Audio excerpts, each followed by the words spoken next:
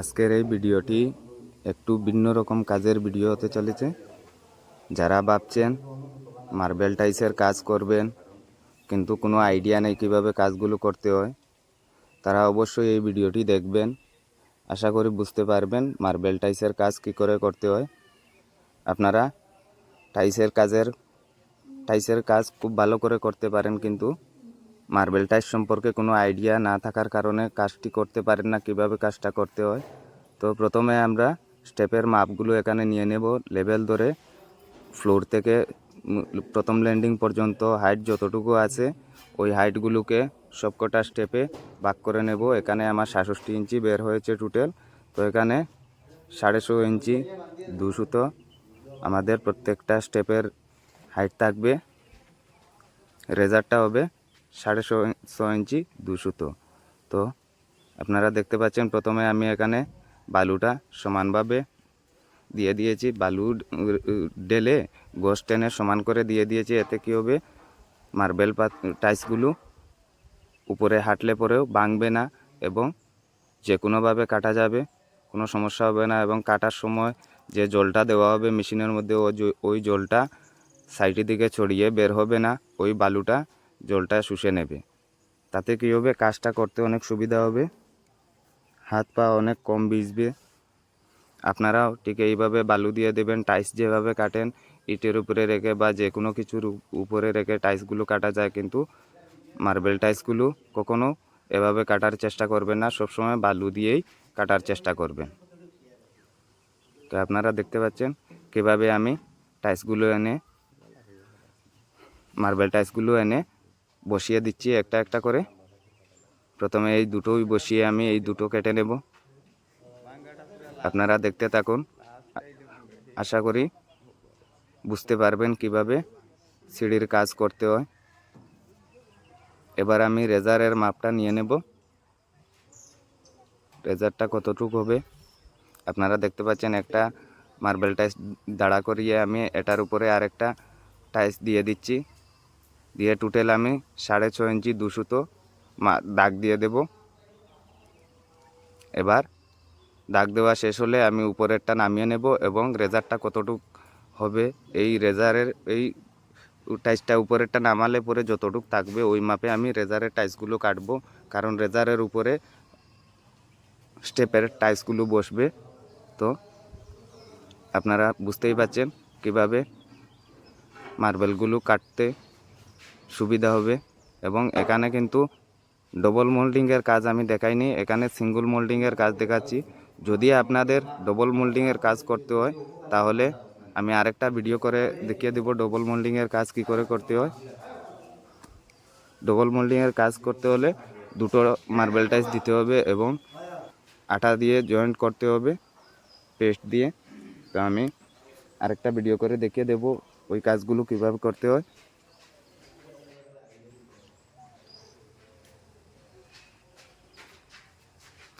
আপনারা দেখতে পাচ্ছেন আমি যে মাপটা রেজারে বের করেছিলাম ওই মাপটা বরাবরে একটা বাঁশের শলা দিয়ে বা যে কোনো কিছু দিয়ে একটা দাগ নিয়ে নেবেন।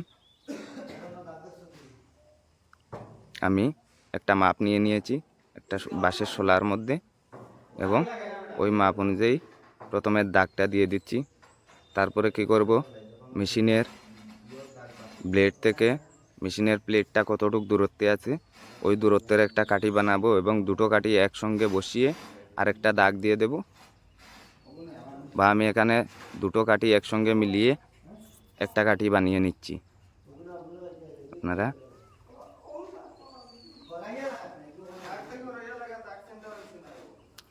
এবার দেখতে পারবেন আমি কাঠিগুলো কিভাবে বানাচ্ছি।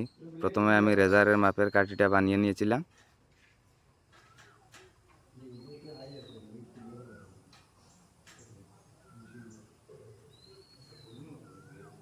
এবার আমি মেশিনের ব্লেডটা লেভেল করে নিচ্ছি।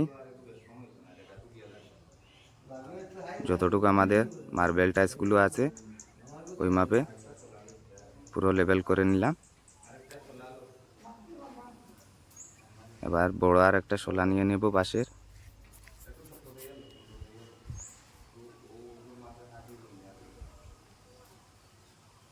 আপনারাও মেশিনের ব্লেডটা একই মাপে লেবেল করে নেবেন যাতে সমানভাবে কাটে। এই যে দেখতে পাচ্ছেন, প্রথমে আমি রেজারের কাঠিটা বসিয়েছি প্লেটের এক সাইডে এবং কাঠির সমান থেকে ব্লেড পর্যন্ত মাপটা নিয়ে নিয়েছি। এতে কি হয়েছে, প্লেটের মাপ, মেশিনের ব্লেডের মাপ এবং রেজারের মাপ সবকটা মাপ এই কাঠিতে চলে এসেছে। এবার এখানে দাগ দিয়ে যদি আমি আরেকটা মার্বেল টাইস বসিয়ে এই ব্লেডটা এই দাগ বরাবরে নিয়ে যাই, তাহলে কি হবে, আমার রেজারের টাইসটা কেটে বের হবে। কারণ ওখান থেকে যে রেজারের মাপের সঙ্গে আমি যে আরও 4 ইঞ্চিটা অ্যাড করেছিলাম, ওটা ছিল মেশিনের প্লেটটা এবং ব্লেড শো 4 ইঞ্চি ছিল, ওই মাপটা অ্যাড করেছিলাম। ওটা তো প্লেটের ব্যালেন্সের জন্য এই টাইসটা লাগাচ্ছি, তো ব্যালেন্স হওয়ার জন্য আমি ওই মাপটা অ্যাড করেছিলাম, আপনারা অবশ্যই বুঝতে পারছেন। কিন্তু এই মাপ বরাবরে কাটা হবে না, কাটা হবে আরও 4 ইঞ্চি ওই সাইডে। আপনারা দেখতে থাকুন, অবশ্যই বুঝতে পারবেন। এই যে চিমটাটা দেখতে পাচ্ছেন, এটা আমাদের এখানে বলে মিনি ক্যারেমপিস। তো আমি এই মিনি ক্যারেমপিসটা লাগিয়ে নিচ্ছি। যদি আপনাদের কাছে মিনি ক্যারেমপিস না থাকে তাহলে কাউকে উপরে উঠিয়ে চাপ দিয়ে রাখতে বলবে, যাতে এটা স্ট্যান্ড নড়াচড়া না করে। আমি যেভাবে উপরে উঠিয়ে দাঁড়িয়েছি ঠিক এইভাবে দাঁড়িয়ে থাকলেই চলবে, নড়াচড়া করবে না। কাটিং মার আর কি হতো এই যে দেখতে পাচ্ছেন, মেশিন দিয়ে মার্বেল টাইলসগুলো কাটার সময় জল অবশ্যই দিতে হবে, তা না হলে অনেক ধুলো বের হবে এবং মেশিনের ব্লেডটা গরম হয়ে যাবে এবং ধীরে ধীরে কাটবে, অনেক প্রেশার নেবে।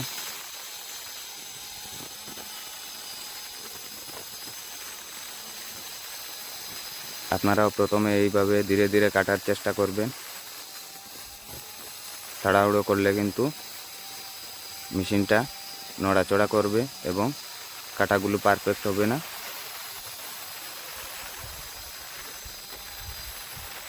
এই যে দেখতে পাচ্ছেন কিভাবে কাটাগুলো একদম পারফেক্ট হয়েছে, কারণ সাইডে ব্যালেন্স থাকার কারণে মেশিনটা নড়াচড়া করতে পারিনি। এই যে দেখতে পাচ্ছেন একদম পারফেক্ট কাটাগুলো হয়েছে, কোনো বেশ কম নেই।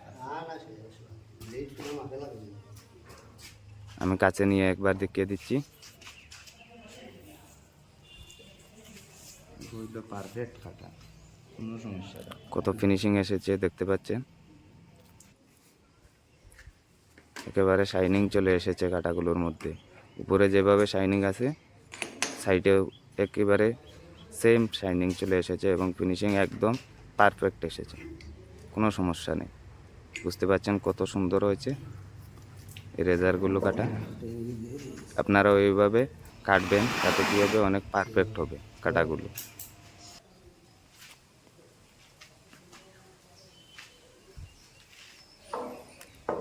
এবার আমি আরেকটা রেজার কেটে নেব, সেম প্রসেসে দাগ দিয়ে দেব, তারপরে ব্যালেন্স লাগিয়ে নেব। ব্যালেন্সটা লাগিয়ে মিনি ক্যারেমপিস দিয়ে টাইট দিয়ে দেব। আপনারা দেখতে পাচ্ছেন দাগ দেওয়া শেষ। এবার ব্যালেন্সটা দাগ মতো বসিয়ে নেব।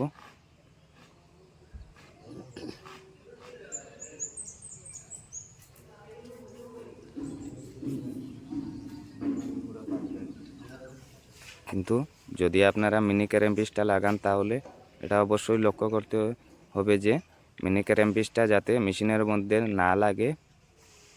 কমসে কম ব্যালেন্স থেকে কমসে কম 4-5 ইঞ্চি দূরে সরিয়ে বসাতে হবে, তা না হলে মেশিনটা লেগে যাবে মিনি ক্যারেমপিসের মধ্যে। আপনারা দেখতে পাচ্ছেন কতটুকু জায়গা মেশিন এক্সট্রা যাচ্ছে ওইদিকে।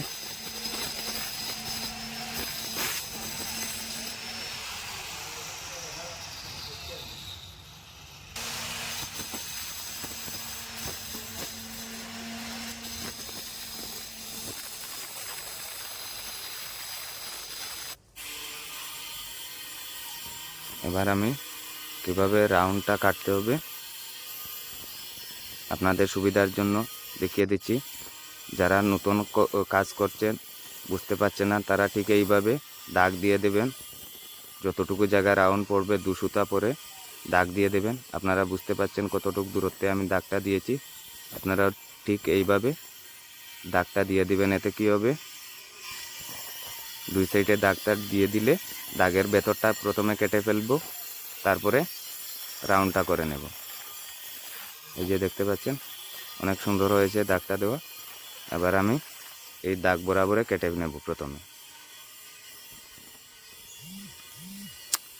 এতে অনেক পারফেক্ট হবে কাটাটা। আপনারা ঠিক এইভাবে কাটার চেষ্টা করবেন। এই যে দেখতে পাচ্ছেন আমি প্রথমে এই যে দাগটা দিয়েছিলাম দুটো দাগ, এই দাগের ভেতরটা কেটে ফেলছি। কর্নারটা কেটে দিলাম প্রথমে। এতে কি হবে, রাউন্ডটা করার সময় বেশ কম হবে না, একদম পারফেক্ট রাউন্ডটা আসবে।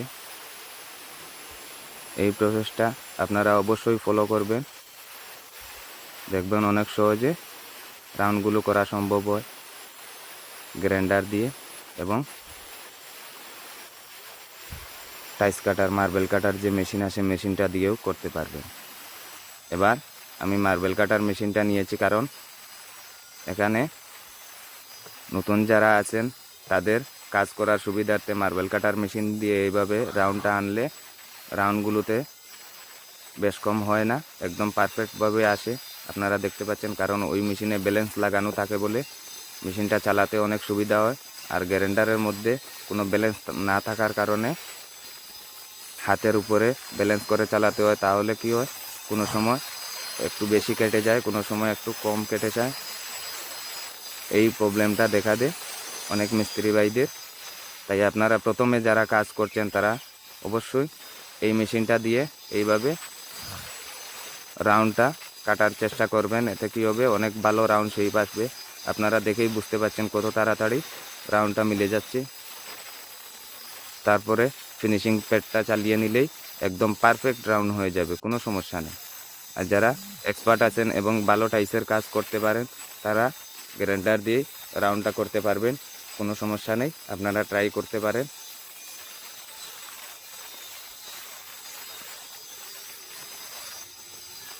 এই যে দেখতে পাচ্ছেন পুরো রাউন্ডটা আমার অটোমেটিকলি হয়ে গেছে, বেশি টাইম লাগেনি, একদম কম সময়ের মধ্যে পুরো রাউন্ডটা আমি কেটে নিয়েছি। আমার গ্রাইন্ডার মেশিনটা খারাপ হয়ে গেছে, তাই আমি মেশিনটা খুলে দেখব কী ব্যাপার, সুইচটা নড়াচড়া করছে না। আপনারাও যদি টুকটাক কোনো সমস্যা হয় মেশিনে, তাহলে মেকানিকের কাছে না গিয়ে একবার খুলে দেখার চেষ্টা করবেন।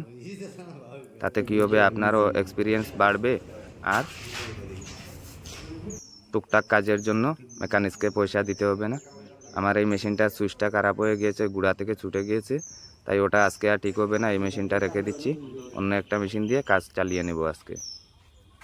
তো এই যে দেখতে পাচ্ছেন স্টেপের রাউন্ডগুলো অনেকটা কেটে রেখে দেওয়া হয়েছে। এখানে 5টা রাউন্ড কাটা হয়ে গেছে, বাকি রাউন্ডগুলো আজকে আমরা কেটে নেব।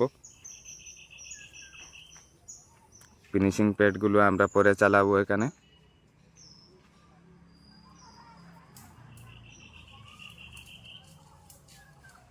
আপনারা দেখতে পাচ্ছেন অনেক বড় একটা বিল্ডিং। এই যে রেজারের টাইলসগুলো কেটে এখানে রাখা হয়েছে।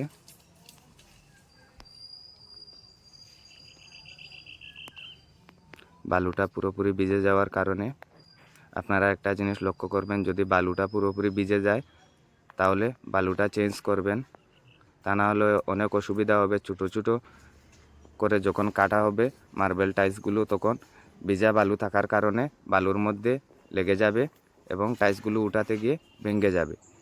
এই জিনিসটা অবশ্যই লক্ষ্য রাখবেন এবং বালু ভিজে গেলে বালুটা চেঞ্জ করবেন। এই যে দেখতে পাচ্ছেন এখানে আমাদের মার্বেল টাইলসগুলো রাখা আছে। এই পুরো বিল্ডিংটায় টাইলস লাগানো হবে। আমি আগে একটা ভিডিও করে দেখিয়েছিলাম উপরে একটা রুমে কিভাবে টাইলসের কাজগুলো করছি। এখানে দুটো সাইড দেখতে পাচ্ছেন বিল্ডিংয়ের।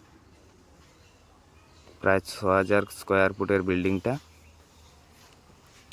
ওই সাইডে 4টা রুম আছে, এই সাইডে 4টা রুম আছে, 8টা এক সাইডে, 8টা আরেক সাইডে। এক একটা রুমের দৈর্ঘ্য এবং প্রস্থ ইজিক্যাল টু প্রায় 300 ফুটের মতো হয়ে যায়। আপনারা দেখেই বুঝতে পারছেন অনেক বড় একটা রুম।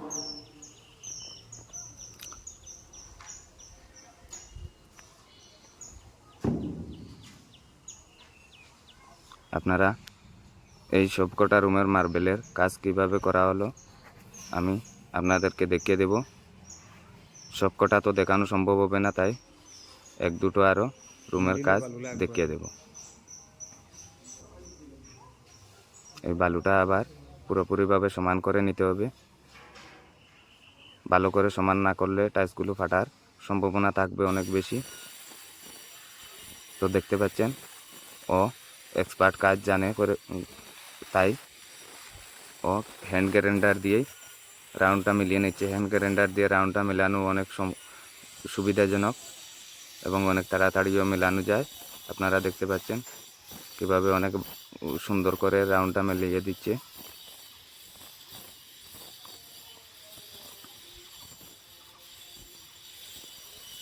আপনারা অবশ্যই প্রথম যদি কেউ কাজ করেন তাহলে হ্যান্ড গ্রাইন্ডার না চালিয়ে কাটার মেশিনগুলো চালানোর চিন্তাধারা করবেন। তাতে কী হবে, কাজটা অনেক সুন্দর হবে, ফিনিশিংটা অনেক ভালো আসবে। হ্যান্ড গ্রাইন্ডার দেখতে পাচ্ছেন হাতের উপরে ব্যালেন্স করে কাটতে হয়, কোনো ব্যালেন্স থাকে না, কিন্তু ওই মেশিনে ব্যালেন্স থাকার কারণে অনেক সুবিধা হয়।